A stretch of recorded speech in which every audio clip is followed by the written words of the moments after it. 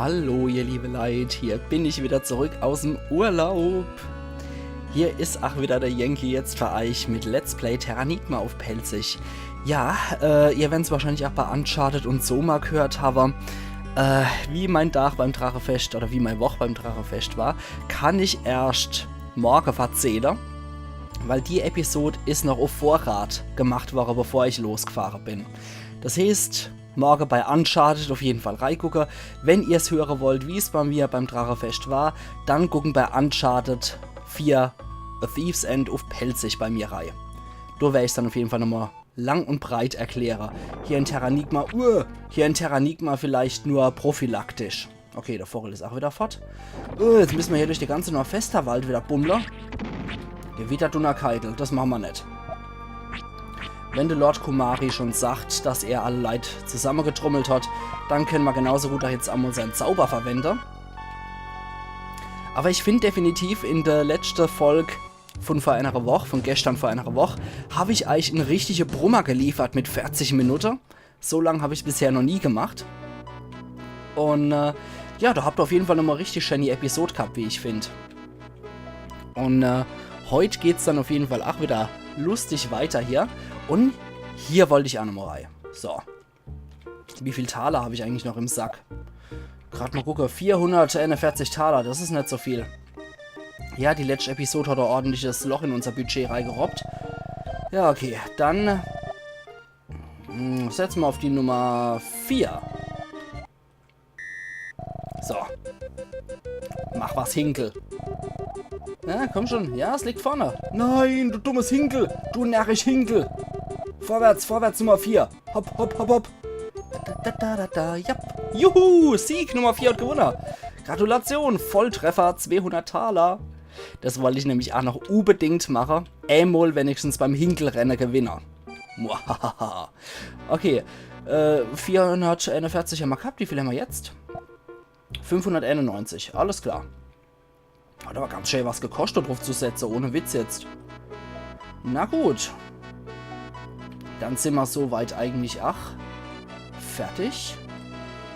Dann gehen wir gerade noch Amerika. Also ich habe hier eigentlich alles beendet, soweit ich weiß. Ich habe alle Waffen, ich habe alle Rüstungen, zumindest alle besondere. Ich habe alle Städte entwickelt. Ja, soweit dürfte ich alles haben. Das ist auf jeden Fall ein schönes 100% Let's Play, würde ich sagen. Okay, es kann sein, dass ich ein paar Waffen und Rüstungen jetzt nicht gekriegt habe. Zum Beispiel in Liberita. Fällt mir was ein, ja. Da hat mich die liebe Tinui drauf gebracht, als ich bei ihr geguckt habe. Das war mir gar nicht mehr so im Gedächtnis. Ich habe es noch irgendwo im Hinterkopf gehabt, tatsächlich. Aber, okay, mir hier noch ein Waffenplatz frei. Sehr schön. Dafür brauchen wir jetzt aber Kohle und viel, viel Glück. Man kann hier die Dämonenlanze gewinnen. Da braucht man aber wirklich Heideglück. Probieren wir es noch einmal. Ich bin mir nicht sicher, ob man auch in Ausbaustufe 1 und 2 machen muss. Aber ich glaube, ja, ich habe zu viel davor. Alles klar. Wir verschwenden jetzt hier unser ganzes Geld. Aber man kann hier definitiv, wenn man Glück hat und einen Waffenslot frei hat, dann kann man hier die Dämonenlanze kriegen. Ich gewinne nichts. Ja, toll. Okay. Ich verschleudere jetzt hier noch mein ganzes Geld. Wenn ich Glück habe, dann kriege ich sie. Wenn ich Pech habe, dann habe ich es halt nicht. Ja. Man kann nicht alles haben, oder? Götterknolle kriege ich, das ist auch nicht verkehrt. So, dann machen wir das wieder. Ich gewinne nichts. Ja, natürlich. So, von Over wieder. Ich gewinne nichts. Alles klar. Oh, ich bin aber ein richtiger Pechvogel von unten. Ich gewinne nichts. Ach du liebe Zeit. Noch einmal. Erst Wühle. Eine Orchidee. Dankeschön. Das ist schön. Okay. Ich wühle noch einmal. Mist. Weil ich glaube, mit dem Wühle gewinnt man eigentlich. Eher. Wohl nicht so. Okay. Noch einmal. Götterknoller. Dankeschön. Wie viel habe ich dann noch? Okay, ich habe noch mehr als genug Zeug. Kohle. Nicht Zeug. Okay, irgendwann müssen wir ja auch mal Glück haben. Ich habe zu viel dabei. Ja, wahrscheinlich 8 Götterknolle und Pipapo von ohne das mal. Ja, ich habe einfach zu viel Kruscht bei mir. Jetzt wühlen wir nochmal Orchidee. Ja, dankeschön. Das war die für den Pinguin und die für Lissy. Und ja, zu viel dabei. Jetzt kriege ich nicht mehr Orchidee ohne. Also jetzt muss ich wirklich die Lanz gewinnen. gerade mal gucken. Ja, ich habe tatsächlich einen Slot frei. Also wenn ich sie krieg, dann wäre das Glück. Aber ich müsste sie gewinnen können. Er würde dann nicht sagen, dass ich zu viel bei mir habe. Hopp, noch einmal. Götterknolle. Ja, und sein Vorrat wird hier richtig aufgefrischt. Mach. Ich habe zu viel. Ja, komm. Ich weiß, ich bin ein echter Abfahrer, wie sie es in Neo-Tokyo immer sagen. Ich habe halt einfach viel Kruscht bei mir.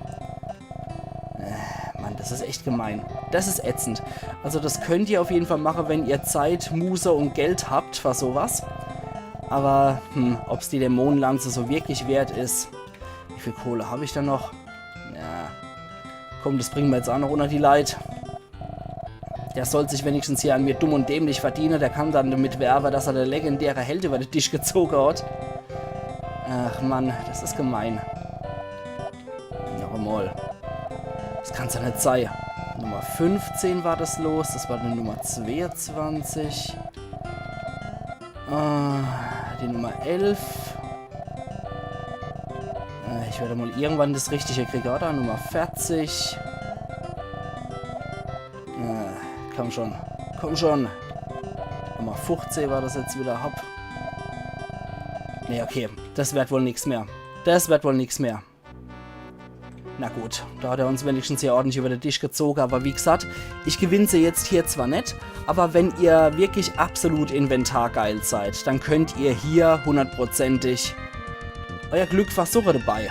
So, aber wir wollen jetzt wieder noch Ostsibirien. Dort wartet Beruga. Und glücklicherweise sind die schon so innovativ und immer die Falschtaste. Und haben eine Flugzeuglandebahn. Warum auch immer. Wahrscheinlich wegen Beruga. Ich kann mir das nicht anders erklären. Weil während der Vote eigentlich eher so Low-Tech ist sein Labor durchaus High-Tech. So, jetzt gehen wir auf jeden Fall aber nochmal durch hier. Ganz geheilt dürften wir eigentlich auch sein, wenn ich mal so reingucke. Ja, wir sind voll geheilt. Das ist sehr gut. Und dann wird jetzt gespeichert. Super Sache. Aber ich glaube, ich war normalerweise immer, wenn ich zum Endkampf gegangen bin, so zwischen Level 28 bis 30 oder so. Also ich glaube, ich bin derzeit noch gut mit dabei, wenn ich auf Level 30 komme in seinem ostsibirische Versteck. Dann dürfte ich definitiv mein Standard-Level haben. Sibirien. Und ich habe euch ja schon mal angedroht, das ist wichtig. Und hier ist aus dem Nichts ein Schloss entstanden. Und Labor. Wieder die geniale Musik aus Berugas Labor. Überlass es Perry. Ich weiß, wo wir Beruga finden. Okay. Wie aufregend. Der König von den Tieren beschützt mich. Ich hoffe, Liam weiß das. Ach. Na endlich, du bist da. Das ist Berugas Laborturm. Hoch ober geschehen grausame Dinge. Mir scheint, dass Beruga von einer höheren Macht gelenkt wird. Er predigt, dass er Wesen vom Untergrund die Welt befreit. Ich weiß ja nicht, was das für Wesen ist, aber ich fürcht's. Kumari hat verkündet, dass nur Ark die Welt befreien wird. Wir werden alles tun, um zu helfen. Dankeschön, alter Mann. Perry, lass uns durch eine andere Idee eintreten. Ark, ich vertraue dir die Mailina. Nee, Mario, bitte nicht. Kann ich nicht mit dem Perry oder mit dir? Endlich kann ich mein Skateboard einsetzen. Ark, versuch nicht, mich aufzuhalten. Das sind ja auch tolle Recke, jetzt mal ohne Scheiß. Die Recken des Lichts sind ein alter Eremit aus Tibet.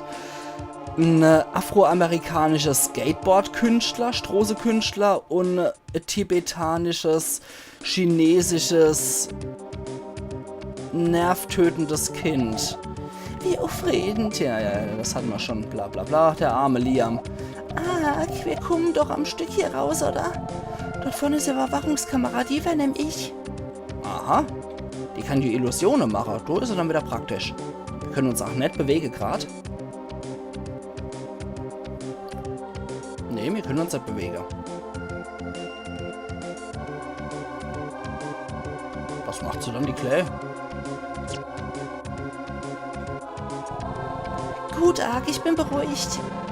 Ich bin ja auch kein Kind mehr. Ich glaube nicht, dass die Kamera uns wahrgenommen hat. Hollerö, endlich kann ich meine Fähigkeiten nutzen. Los, geh mal, wir gefährden die anderen, wenn wir hier bleiben. Ja, stimmt. Dafür ist die Fähigkeit durchaus sehr nützlich, wenn man dann irgendwas vorgaukelt. Aber Beruga wäre klar. Du, Vorsicht, ein Roboter. Ich werde Trugbild erschaffen, was uns tat. Geh du vor. Ich glaube, Beruga wäre auch etwas irritiert. Warum zögerst du? Wir müssen uns dummeln. Los. Ja, ist gut. Bist nicht mein Bossmädel. Ja, Beruga wird sich definitiv wundern, wenn du ein Skateboarder, ein alter Sack und ein kleines Mädel da in sein Labor eindringt. Nein, was passiert hier? Was passiert hier? Nein! Au! Aua! Autsch! Ja, das tut bestimmt nicht so gut. Au! Aua, da komme ich mal ein bisschen vor wie der Homer in der Episode, wo er in der Zugbrücke eingeklemmt ist, wo die Lisa ins Museum will und dann verloren geht. Bist du überrascht? Roy hat den Kran gesteuert. Deswegen hat alles so gewackelt. Ich hätte nie gedacht, dass Hellsei so schwer ist. Beschwer dich nicht. Lass uns weitermachen.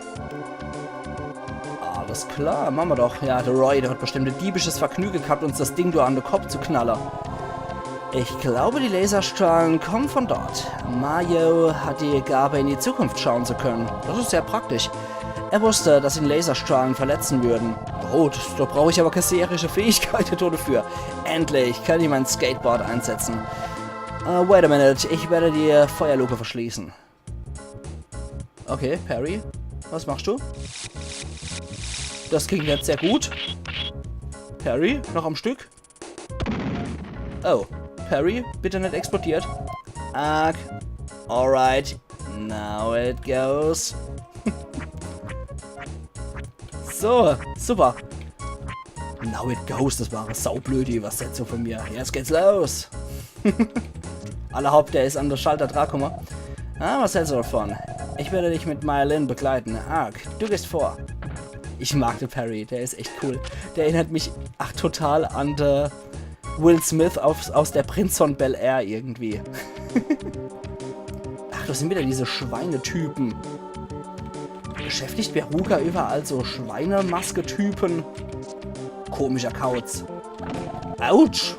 Arges Geröscht war. Schmeiß dann mit Granate noch mir, du Schweinekopf. Und mach hier nicht dein Morgengymnastik, du Schweinegesicht. So. Eine Wendeltreppe. Einmal hoch, bitte. Hollerö, was gibt's denn hier? Jede Menge Glibber. Vom Würfel absorbiert. Das klingt wie der ekligste Horrorfilm der Welt. Aber das glaube ich glaube, das habe ich schon in Berugas Labor gesagt.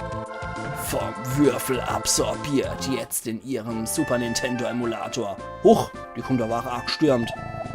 Es ist lang her, Ark. Du hast viel bewegt.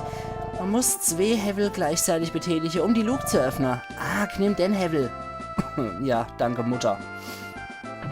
Dankeschön, Mama. So, bereit, Füder? Dann los. Jetzt hat. Offe, wir treffen uns später. Ist aber auch ein sehr cooles Gebiet, weil hier auch wieder alle NSCs, die man mittlerweile als Freunde gewonnen haben, mit dabei sind. Das finde ich auch sehr, sehr cool. Huch, wir haben jetzt 3 Gebiete, in die wir hier gehen können. Da gucken wir uns erstmal hier um. Oh, 2 Roboter. Hallo, Knaber. Quatsch. Ui, 782, also die Terra-Lanze oder die Elfenbeinlanze, die lohnt sich richtig. Und Batschrot ist er auch noch. Wieder 2 Roboter. Die sind aber mittlerweile absolut kein Problem mit unserer Superheldelanz. Oh, Moment. Da habe ich doch noch was gesehen. Da habe ich doch gesehen, dass da noch hier Platz war. Da war doch noch was, oder? Nee. Okay. Da war der Rand nicht richtig durchgezogen, deswegen habe ich gedacht, da ging es eventuell noch zum Geheimversteck. Wieder jede Menge Schweinepriester, die hier Morgengymnastik machen. Ja, auf der Morgengymnastik zu machen und dabei Granate zu schmeißen, du Knetkopf. So. Und einen Kristall gibt's auch noch für uns.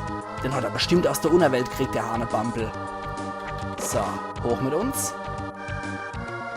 Ui, die Neo-Tokyo-Technik hast du wohl auch noch geklaut.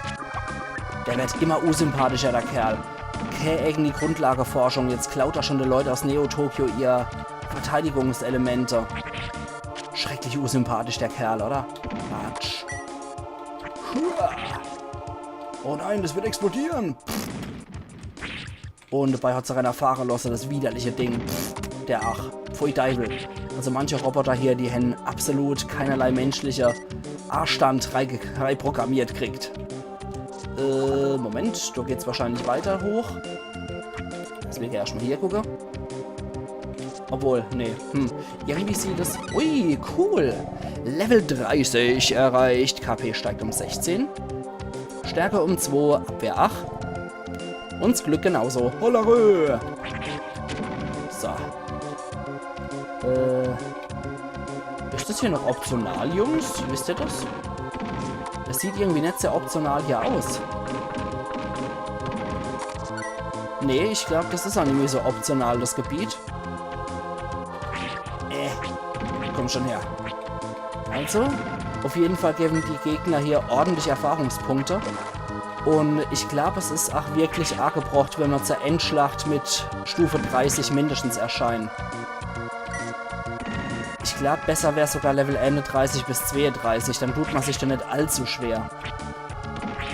So, der hat noch was für uns. Und batsch. Sehr pompös das Zeug hier abgeholt. Ah, okay, das war wirklich nur eine popliche Plattform hier. Na gut. Ich habe schon gedacht, hier wäre irgendwas von Interesse, weil es hieß ja immer, je weiter hoch, desto grauenvoller wird's, aber na gut.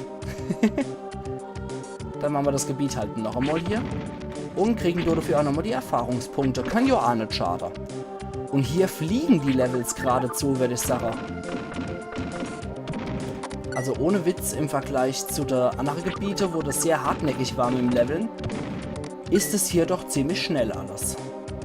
Also weiter und weiter. Für Deibel. Aber ich habe das Gebiet gar nicht so lang in Erinnerung, um ehrlich zu sein. Ich habe echt gedacht, es wäre kürzer. Ich habe es echt kürzer in Erinnerung gehabt. Naja. Erinnerungen können manchmal echt trüge. So what? Zack. Plätsch. Und da geht's lang. Oh, was ist jetzt? Cool. Ich mag die Musik auch total. Tja, ich hätte nicht gedacht, dass ich dir helfen könnte. Tritt mal zurück. Ich blase mit dem Ballermann Loch in die Wand. Halte die Ohren zu. Feuer frei! Mit dem Ballermann. Und Wumms. Dodemut hat uns definitiv geholfen. Geh jetzt. Ja, der macht nicht so viele Worte, der Mann. Das ist auch eher so ein Mann der Tat, würde ich sagen. Aller Hopf, zack, hoch mit uns. Puh, wie weit geht's dann hier noch hoch? Und umständlicher hätte man die Treppe ja gar nicht voneinander hinstellen können, oder? Uah, komm, dich kriege ich auch noch. Okay, da geht's nirgendwo hier. Sehr gut. Rums. Nix. Okay. Da ist was. Mailin, hallo? Wir müssen alle Schalter gleichzeitig betätigen. Arg, dummel dich und geh in deinen Raum. Ist ja gut, Mädel. Der gleich durchdrehe. Wer ist dann hier im Raum? Ach, der Mario. Was hat er hier? Vitalelixier hat er auch noch für mich. Sehr gut. Danke, Alter. Das kann ich bestimmt gut gebrauchen. So, Vitalelixier. Und mal wieder um 5.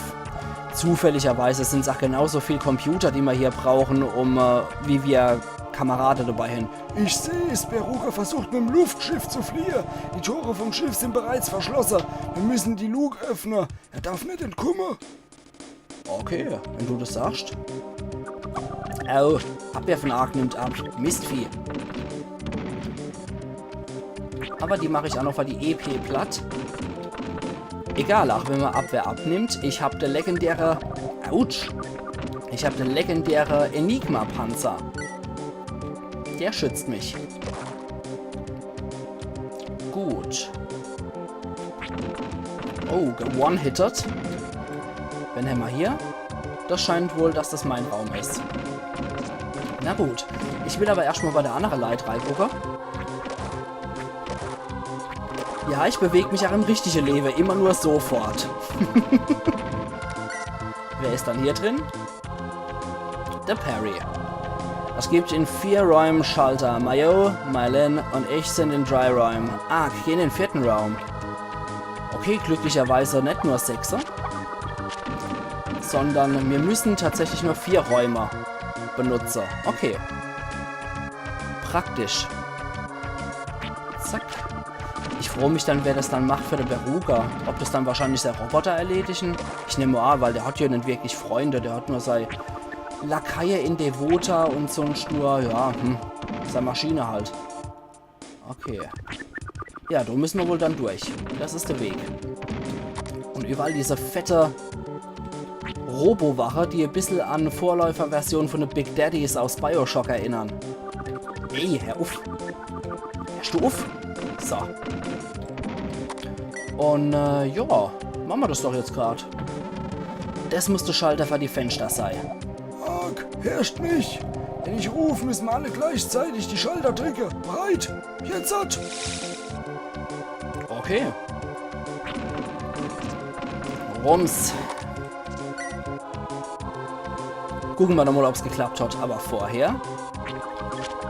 Komm, so. Ich brauche jeden Erfahrungspunkt, den ihr Klopskerle mir gibt. Weil für den Schlussboss will ich definitiv gut gerüstet sein. Was ich aber irgendwie auch seltsam finde, ist, wenn Beruga so viele Anhänger in Devota hat, warum kämpfen die dann nicht für ihn? Das hätte ich irgendwie auch sehr geil gefunden, wenn man da menschliche Gegner noch reingepackt hätte. Sozusagen fast letzte große Level hätte man ja auch menschliche Gegner reinpacken können. Das wäre interessant gewesen, finde ich. Okay, das ist ziemlich lang hier. Und... Hurra, zack.